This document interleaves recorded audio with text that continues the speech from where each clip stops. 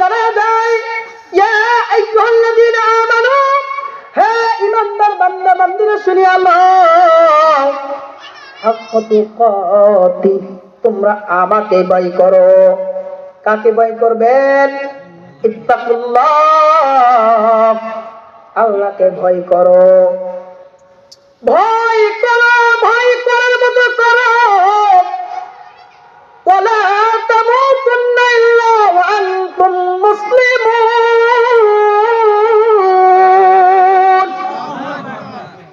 আল্লাহ তাআলা বলেন, পরিপূর্ণ ইমানদার না হয়ে কিন্তু অন্ধকার কবরের যাত্রী হইও না। তাহলে আমরা যদি গুনাহ নিয়ে কবরে যাই, ওই কবর আমাদেরকে ছাড়বে? হযরত আবু যর গিফারী রাদিয়াল্লাহু তাআলা আনহু,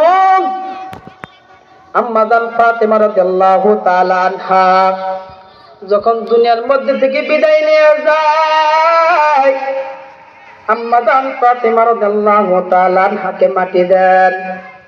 কবরস্থানে নেওয়ার পর আবু যর গিফারী রাদিয়াল্লাহু তাআলা আনহু ডাক দিয়ে বলতেছেন, হে কবরের মাটি সাবধান, হে কবরের মাটি সাবধান, তোমার গর্ভের মধ্যে যাকে রাখা হচ্ছে দুনিয়ার কোন সাধারণ মানুষের মেয়ে নয়, দুনিয়ার সাধারণ কোন মানুষ নয়। এই কবরের মাটি সাবধান, এই লোকটার সাথে যেন কখনো বেয়াদবি না হয়। আবু যর গিফারী রাদিয়াল্লাহু তাআলা আনহু একবার, দুইবার, তিনবার কবরকে যখন সম্মুখে দাঁড়াইলেন, জানানোর পর কবর ডাক দিয়ে বলতে, মালিক, আজকে তোমার কাছে একটা আরজি জানাই, তুমি যদি আমার একটু জবানটা খুইলা দিতা, আমি আবু যর গিফারীর সাথে কথা বলতাম। কবরের মাটি আল্লাহর কাছে আরজি করলেন, দরখাস্ত করলেন, আর আল্লাহ কি করলেন? মাটির জবানটা খুলিয়া দিলেন। চিল্লাতেন সুবহানাল্লাহ। আবু যর গিফারী রাদিয়াল্লাহু তাআলা আনহু ডাক দিয়ে বললেন, কবরের মাটি, এমন মানুষকে রাখছি, যেই মানুষটা রাখছি তিনি হলো মহিলাদের মধ্যে, জান্নাতের মধ্যে এই মহিলাইতে হবে সর্দার, জান্নাতীদের সর্দার। এই মহিলা কোন সাধারণ মহিলা নয়, তিনি হলেন দুজাহানের বাদশাহ, সাইয়্যিদুল মুরসালিন, খাতামুন নবিয়্যিন, রাহমাতুল লিল আলামিন, আনা খাতামুন নবিয়্যিন। ইনি হলো শেষ নবী মুহাম্মদুর রাসূলুল্লাহ, সবাই বলেন সাল্লাল্লাহু আলাইহি ওয়াসাল্লাম। এর হলো কন্যা, কি নবীজির কন্যা। হে কবরের মাটি সাবধান, বেয়াদবি করবে না। শুধু তাই নয়, এই মহিলা জান্নাতের মধ্যে মহিলাদের সর্দার হবে, আবার জান্নাতের মধ্যে পুরুষদের সর্দার হবে ইমাম হাসান হুসাইন, ইমাম হাসান হুসাইনের মা। সাবধান, বেয়াদবি করবে না।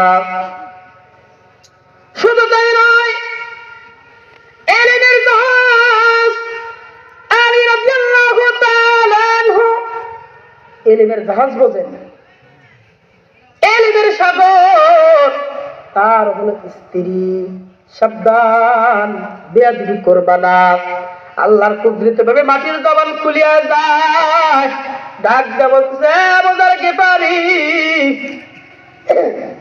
আমার গর্ভের মধ্যে কাকে রাখছো এইটা পরিচয় আমার কাছে চলবে না। আমার গর্ভে কোন নবীর মেয়েকে রাখছো এই পরিচয় চলবে না। আমার গর্ভের মধ্যে কার মাকে রেখেছো এই পরিচয় চলবে না।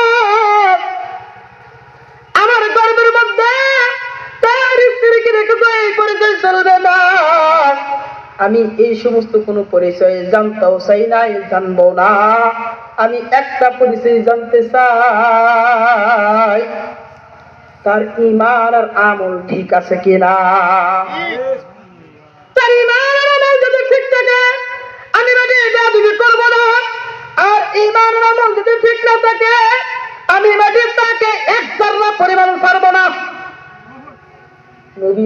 এর ব্যাপারে যদি মাটি এইরকম কঠোর ব্যবহার, কঠোর ভাষা বলতে পারে, আমি আর আপনি কোন সলমুদ্দিন যে আমার সাথে মাটি ভালো ব্যবহার করবে?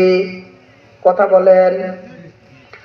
তারা গুনাহ করতেন না, গুনার কাছে যাইতেন না, তারপরে কবর দেখতেন আর কাঁদতেন। কারণ কবরটা হলো অন্ধকার ঘর, সাপ বিচ্ছুর ঘর, পোকামাকড়ের ঘর। এই ঘরের মধ্যে, দুনিয়ার মধ্যে একটা মশার ভয়ে বাবা যদি সন্তানকে একটা মশা কামড় দিত, সারাদিন বাবাই পরিশ্রম করে মাথার গাম পায়ে ফেলে টাকা উপার্জন করে, পরের দিন নিজে না খায়া সন্তানের জন্য বাজার থেকে মশুরি কিনে আনতো কিনা? কথা বলেন। যে মা ছোট অবস্থায় আমার কখনো রাগ করে ফেলে দেয় নাই, মা যখন ভাত খাইতে বসবো আমি তখন পায়খানা করে দিতাম। আমার ভাই বন্ধু সব আমার পায়খানা দেখে উইটে ভাতের প্লেট নিয়ে আর এক রুমে যা খাইতো। আদরের মা ভাত এক সাইডে রেখে ভালো করে হাতটা পরিষ্কার করে সন্তানের না ফালা দিয়ে থাপা দিয়ে বাইরে লইয়া যায় সন্তানটারে ভালো করে পরিষ্কার করতো। পরিষ্কার করে ওই মা সন্তানটারে বুকের মধ্যে জড়ায় দইরা এই গেলে ও গেলে সুমা দিত। কথা কন ঠিক নেবা? ঠিক। এত কষ্ট করে আদরের মা